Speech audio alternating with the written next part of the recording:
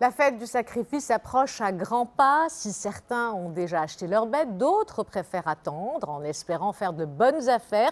Nous étions ce matin dans l'un des plus grands marchés de bétail au niveau de la région de Fès-Meknès, précisément dans la province de l'Hajb, où la demande reste moyenne. Reportage Sarah Jabri et Anwar Romar.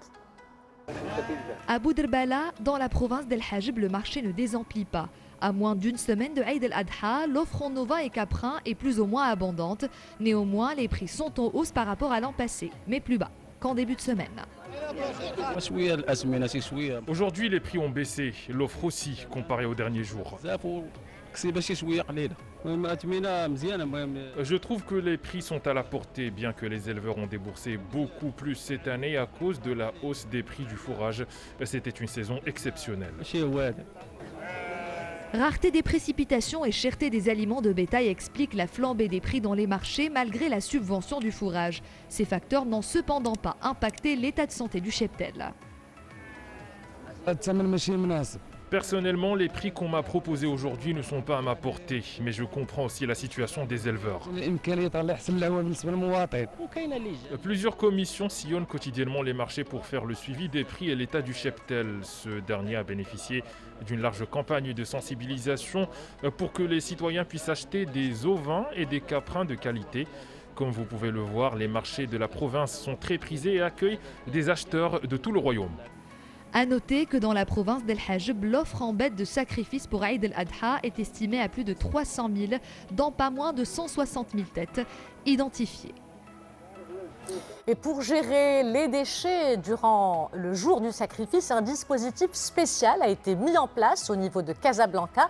Plus de 5 400 agents et environ 880 engins de différentes prestations seront mobilisés et déployés pour assurer la propreté de la ville durant ces jours de fête, ainsi que 120 tonnes de sacs plastiques dégradables seront distribués. Pour garantir la réussite de ces actions, une campagne de communication et de sensibilisation est en cours au niveau des grandes surfaces, des panneaux d'affichage, des réseaux sociaux, est en marche dans les 16 arrondissements de la ville durant la semaine en cours.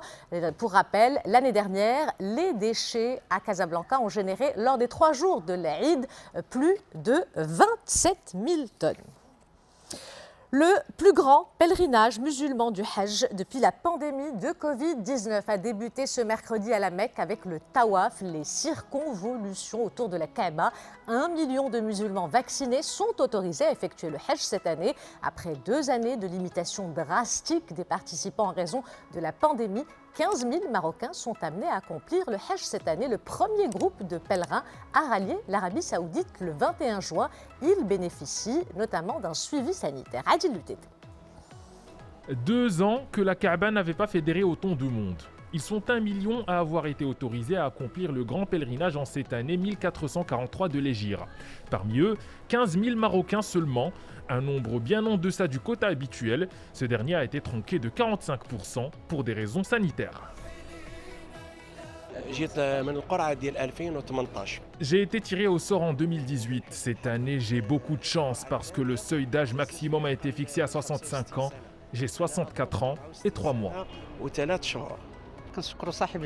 Je tiens à remercier Sa Majesté le Roi pour ses consignes nous concernant. Elles sont appliquées à la lettre. Un grand merci également à la délégation marocaine pour tout ce qu'elle fait à notre égard. Une délégation aux petits soins. Elle est composée de 34 membres, dont 17 médecins répartis à travers 5 centres de santé mis en place par les autorités marocaines. Nous travaillons 24 heures sur 24 dans nos 5 centres de santé. 4 sont à la Mecque et un autre à Médine. À ce jour, nous avons émis quelques 5000 avis médicaux. Prodiguer soins et conseils, telle est la mission des cadres de la santé et qui accompagnent nos pèlerins. Une mission essentielle qui leur permettra d'accomplir le Hajj dans les meilleures conditions possibles. Direction l'Australie, où Sydney est submergée par les eaux. Des milliers d'habitants de la côte Est ont dû fuir leur maison face aux inondations provoquées par des pluies torrentielles. Depuis le début de ces inondations, il y a près d'une semaine, les services d'urgence ont émis plus d'une centaine d'ordres d'évacuation. Quelques 85 000 personnes ont été sommées de quitter leur domicile immédiatement ou de se préparer à un départ imminent afin de ne pas être bloquées par la montée des eaux. Et les images sont en effet impressionnantes. En Tunisie, la campagne pour le référendum sur le projet de révision de la Constitution se poursuit. Elle a démarré officiellement le 3 juillet dans l'ensemble du territoire national, conformément au calendrier fixé par l'instance supérieure indépendante pour les élections. La date du référendum est fixée au 25 juillet. Le président Kais Saïed a rendu public le projet de la nouvelle Constitution le 30 juin dernier.